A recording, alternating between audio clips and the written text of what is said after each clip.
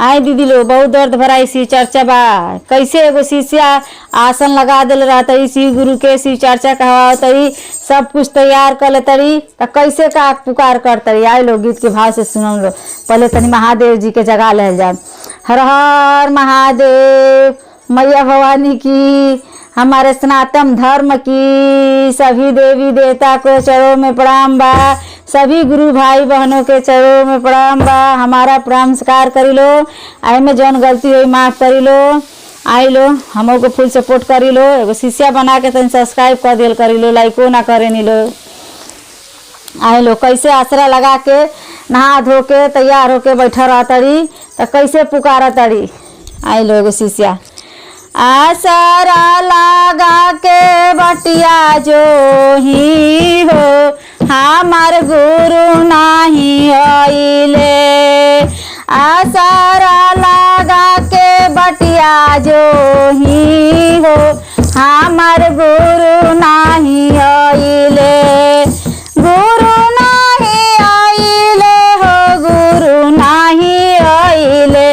आसरा लगा के बटिया जो ही हो हमार गुरु नाही आइले।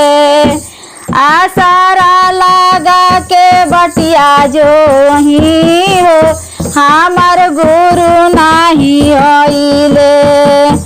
कवन कसूर हमारा से भइले हो हमार गुरु नाही आइले। कवन कसूर हमारा से भइले हो हमार गुरु नाही आइले।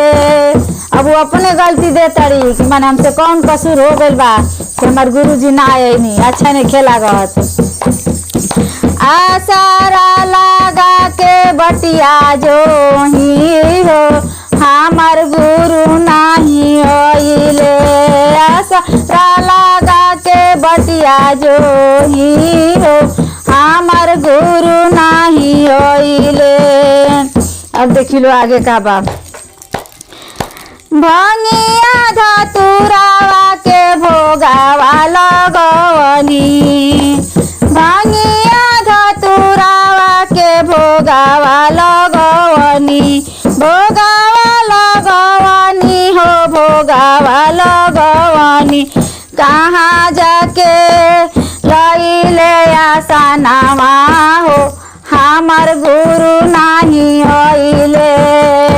कहाँ जाके भोगावा लगइले हो हमार गुरु नाही आइले।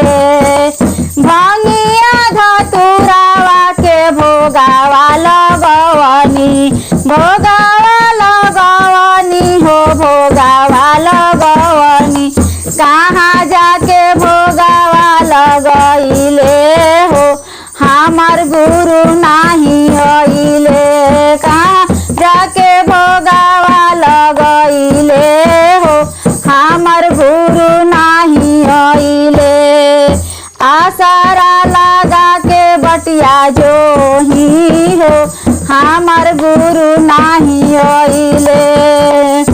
भांग धतूर के भोग लगौले रहली कि मन हमार गुरु जी आए तो वे कहीं कि मन भांग धतूर के भोग लगौले बानी कहाँ जाके गुरु जी लगा लेनी भोग हमारे लगे ना आनी तो वे कहत आसरा लगा के बैठल बड़ी। आसरा लगा के बटिया जो ही हो हमार गुरु नाही आइले। आसरा लगा के बटिया जो ही हो हमार गुरु नाही आइले। सोने के चौकी पयासन लगवनी। सोने के चौकी पयासन लगवनी। आसन लगवनी हो आसन लगवनी। सोने के चौकी पयासन लगवनी। आसन लगवनी हो आसन लगवनी। कहाँ जाके आसन बिराजले हो हमार गुरु नाही आइले। कहाँ जाके आसन भेजले हो हमर गुरु नाही आइले। माने आसन लगल बानी कहाँ जाके बैठ गनी हमरी आसन पर ना आईनी। तो वे कहत आसारा लगा के बटिया जो ही हो हमर गुरु नाही आइले। आसारा लगा के बटिया जो ही हो हमर गुरु नाही आइले। गुरु नाही आइले हो गुरु नाही आइले। चारा चाकरनी गुरु बहिना के बोलवनी। चारा चाकरनी गुरु बहिना के बोलवनी। गुरु बहिना के बोलवनी गुरु भैया के बोलवनी। गुरु बहिना के बोलवनी गुरु भैया के बोलवनी। कवन कसुरवा हम कइनी हो हमर गुरु नाही आइले।